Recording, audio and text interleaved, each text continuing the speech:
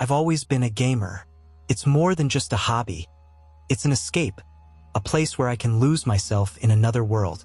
So when a new game called The Last Level started making waves on the forums, I knew I had to try it. People were calling it the most immersive horror game ever made. They said it was unlike anything they'd ever experienced. I found a torrent for it, which was weird because the game didn't seem to be available for purchase anywhere. No official website, no Steam page, just whispers on the dark corners of the internet. The file was small, just a few megabytes, but when I booted it up, the graphics were incredibly realistic. I could see every detail, every shadow, as if I were actually in the game. The premise was simple. You're trapped in an abandoned building and have to find your way out. But from the moment I started playing, something felt off. The game didn't follow typical mechanics. There were no instructions, no HUD, no inventory.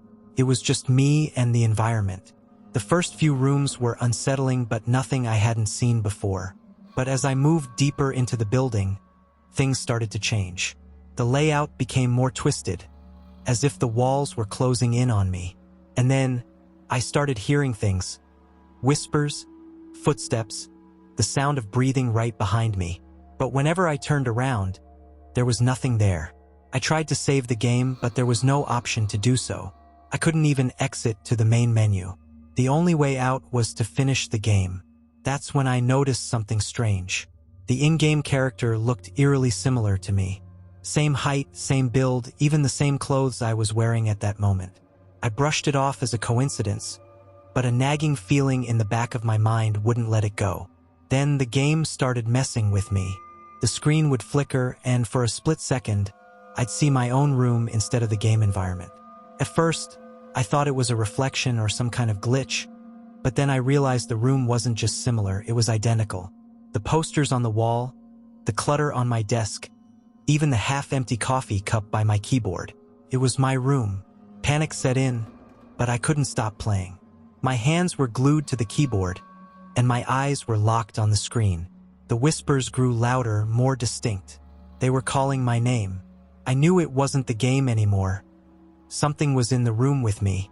I tried to pause, to quit, but nothing worked. The character on the screen, my character, began to panic too, his breath quickening, his movements frantic. The walls of the in-game building started to crumble, revealing a void of darkness that seemed to reach out toward me. And then, I heard it. My front door creaking open. The game showed the door to the room I was in, and it was open too. I looked away from the screen, my heart racing, and saw that my door was indeed ajar. I knew I hadn't left it that way. Something moved in the corner of my vision, both on the screen and in my room. A shadow creeping closer. I turned back to the game, desperate to find an escape, but the character just stood there, staring at the open door. The whispers turned into a deafening roar, and the screen went black. I thought the game had crashed, but when I looked back at my monitor, I saw my own reflection, except it wasn't me. The person staring back at me had empty, hollow eyes, a twisted grin spreading across their face. Then the screen flickered, and the game was back, only now it was showing a live feed of my room. I could see myself sitting at the desk, the fear on my face perfectly mirrored by the in-game character. Suddenly, the door behind me slammed shut. I jumped, spinning around to see nothing but darkness. When I turned back to the screen, the game had changed. The character was gone, and in its place was a message, written in a dripping, red font. Welcome to the last level. There's no way out. My monitor turned off, plunging the room into complete darkness. The whispers returned, louder than ever, surrounding me from all sides. I reached out blindly, trying to find the light switch, but all I could feel was the cold, damp walls of the building I'd been exploring in the game. I wasn't in my room anymore. The last thing I remember is the sound of my own breathing, quick and shallow, before the darkness swallowed me whole. No one ever found me. All that was left was an empty chair, a blank screen, and a game that doesn't exist. The darkness was suffocating. It pressed against my skin, cold and unforgiving, making it impossible to tell where the game ended and reality began. My breaths were shallow, desperate gasps for air that seemed to get thicker with every inhale. The whispers, once faint and distant, now filled the void around me, each syllable a needle pricking at the edges of my sanity. I tried to move, to push away from the desk, but my body refused to respond. My hands, still glued to the keyboard, trembled as I felt something cold and wet brush against my fingers. It was like the game itself had come alive, its code morphing into something tangible, something real. I had to get out. I had to find a way to break free from whatever twisted reality I had been dragged into. The screen flickered back to life, casting a sickly green glow that barely illuminated the room. But it wasn't my room anymore. It was the building from the game, decayed and rotting.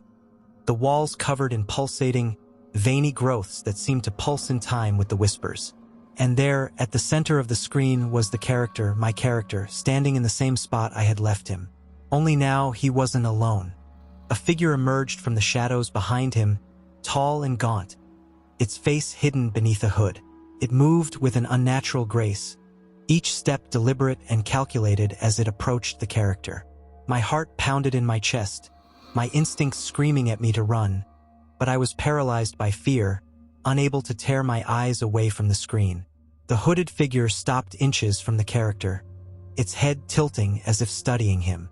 Slowly, almost tenderly, it reached out a skeletal hand and rested it on the character's shoulder. My breath caught in my throat as the character's body tensed, his eyes widening in terror.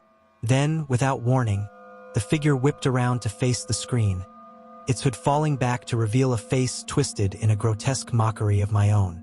Hollow eyes stared back at me, empty and devoid of any life, and a grin split its face, impossibly wide and filled with rows of jagged, blackened teeth. I screamed, finally breaking free from my paralysis, and slammed my fists against the desk in a futile attempt to shatter the screen. But the image remained, unchanging, that horrific face leering at me from the other side of the glass. "Welcome," it rasped, its voice a distorted echo of my own. "Welcome to the last level." The screen flickered again, and suddenly, I was no longer looking at a digital environment.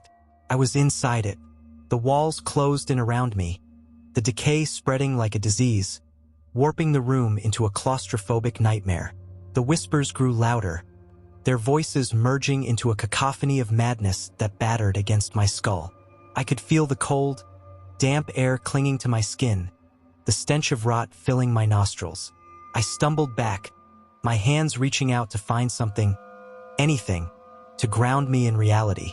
But all I felt was the rough, crumbling texture of the walls as they seemed to pulse beneath my touch, alive with a malevolent energy. "Let me out," I shouted, but my voice was swallowed by the darkness, the words bouncing back to me in twisted, mocking tones.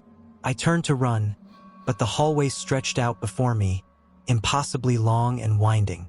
The floor beneath me cracked and splintered with every step, threatening to collapse into the void below. I ran anyway, my footsteps echoing in the empty space, driven by the primal need to escape. But the hallway was endless, and no matter how far I ran, the walls only closed in tighter, the ceiling pressing down until I was forced to crawl, my breath coming in ragged gasps. And then, up ahead, I saw it. An open door, a faint light spilling out from beyond. Hope flared in my chest, and I scrambled toward it, ignoring the sharp pain as the broken floorboards cut into my hands and knees. I had to reach that door. It was my only way out. But as I drew closer, the light dimmed, flickering like a dying bulb. The whispers grew louder, more frantic, as if urging me to turn back. But I couldn't stop now. I wouldn't. I reached the door and threw myself through it, tumbling into the room beyond. For a moment, I was blinded by the light, my eyes struggling to adjust after the suffocating darkness of the hallway. But when they did, I wished they hadn't. The room was a mirror image of the one I had been in before. My room. The same posters on the walls, the same clutter on the desk, the same half-empty coffee cup by the keyboard. But everything was wrong.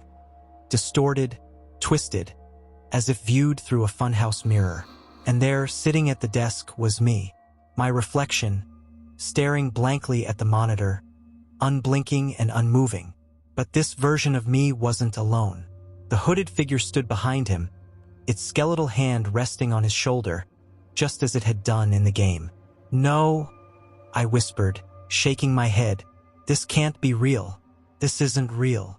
But the figure smiled, that same twisted grin spreading across its face, and leaned down to whisper in my reflection's ear. Slowly, my reflection's head turned to face me, his hollow eyes locking onto mine. "You're next," he said, his voice cold and empty, echoing through the room. I stumbled back, my heart pounding in my chest as I tried to make sense of the nightmare I was trapped in. But there was no logic here, no escape. The game had become my reality, and reality had become the game.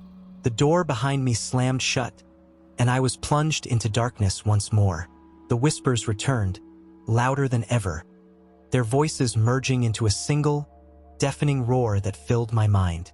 And then, just as suddenly as it had begun, everything went silent. I opened my eyes, blinking against the harsh light. I was back in my room, sitting at my desk, the monitor in front of me displaying the game's title screen. The last level. For a moment, I wondered if it had all been a dream, a vivid, terrifying nightmare born from my overactive imagination. But then I noticed the message on the screen, written in that same dripping, red font. "You escaped this time, but the game is never truly over." My reflection in the monitor smiled back at me, its eyes hollow and empty, as the screen flickered and went black.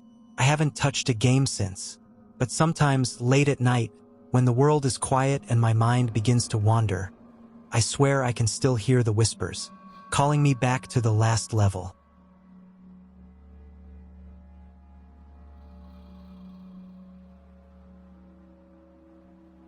I've always been a gamer. From the early days of pixelated adventures to the hyper-realistic worlds of today, gaming has been my escape. But nothing could have prepared me for the game that would blur the lines between reality and nightmare. It started innocently enough. I was browsing an obscure forum when I stumbled upon a thread about a game called The Abyss. The post claimed it was the most immersive horror game ever created. But there was a catch. It was only available through a direct download link, and the game had no official website or developer information. Curiosity got the better of me, and I clicked the link. The download was quick, and soon, I was staring at the game's title screen. The graphics were stunning, almost too real. The game began with my character waking up in a dark, abandoned house. The atmosphere was suffocating, the silence broken only by the occasional creak of floorboards and distant whispers.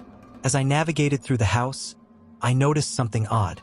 The layout of the house was eerily similar to my own. The furniture, the pictures on the walls, even the clutter on the desk. It was all a perfect replica.